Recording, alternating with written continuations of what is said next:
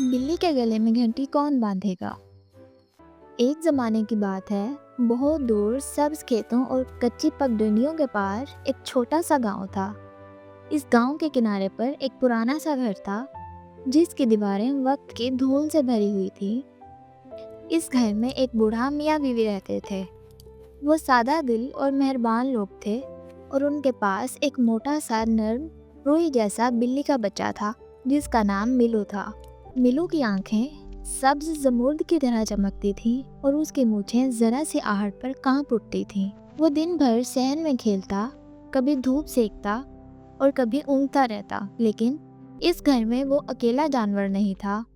दीवारों के अंदर लकड़ी की दरारों और पुरानी ईंटों के पीछे चूहों का एक बहुत बड़ा खानदान आबाद था। वो दबे पांव इधर उधर दौड़ते रहते, दाने तलाश करते और हर लम्हा चौकस रहते।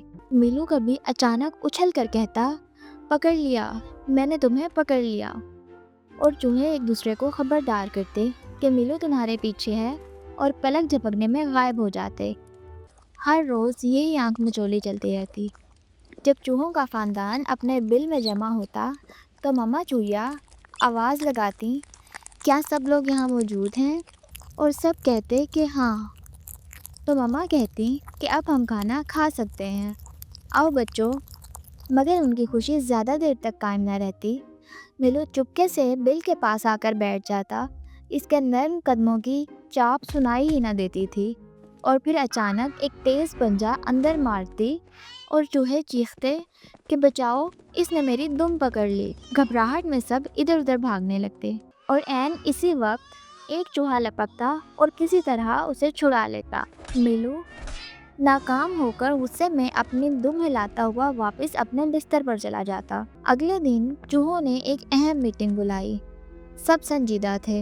एक ने कहा, हम कुछ भी करें, मिलू इतना खामोशी से आता है कि हमें पता ही नहीं चलता वो कब हमला करेगा। एक चूहे ने कहा, तो हमें कोई मंसूबा बनाना होगा। मामा चूहिया बोली। इसी दौरान नन्हा गोंजू अचानक उछल पड़ा। उसकी आंखें चमक रही थी।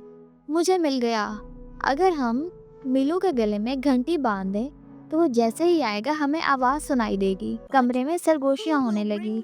शानदार, ये एक बेहतरीन ख्याल है। फिर एक संजीदा आवाज़ आई, लेकिन घंटी बांधेगा कौन? खामोशी छा गई। सब कहने लगे, मैं नहीं कर सकता, मैं कभी नहीं कर सकता। तब गोंजू ने हिम्मत जमा की और बोला, मैं करूँगा। सबने चौंक कर इसे देखा। ये खतरनाक था, बहुत खतरनाक। मगर गोंजू के दिल में अज़्म था। अगली रात चांदनी खामोशी से सहन पर बिखरी हुई थी। मिलू गहरी नींद में था। पापा चूहे ने अचानक से इशारा किया और मंसूबा शुरू हो गया। एक चूहे ने आहिस्ता से चूल्हे का ढक्कन बंद किया ताकि खुशबू मिलू को जगा ना दे। दो चूहों ने एहतियात से उसके कानों में नरम रुई के स्पंज लगा दिए। फिर पापा और मामा और बाकी बहन भाइयों ने धागे से गोंजू को आहिस्ता आहिस्ता मिलू के सर के पास लटका दिया। गोंजू का दिल जोर जोर से धड़क रहा था। उसने कांपते हाथों से घंटी वाला कॉलर उठाया और निहायत एहतियात से मिलू के गले में डाल दिया। एक लम्हे को सब सांस रोक कर खड़े थे, मगर मिलू सोया रहा। मंसूबा कामयाब हो चुका था। चूहे खुशी से अपने बिल में वापस चले गए। अब जब भी मिलू दबे पांव आता, घंटी की हल्की सी छनकार सुनाई देती और चूहे फौरन छुप जाते। ये वाकई एक बेहतरीन ख्याल था और यूं नन्हे गोंजू की बहादुरी ने पूरे खानदान को महफूज बना दिया था। और यूं इससे सबक मिला कि अच्छा ख्याल तभी कारआमद होता है जब कोई बहादुर दिल से अमली जामा पहनाए।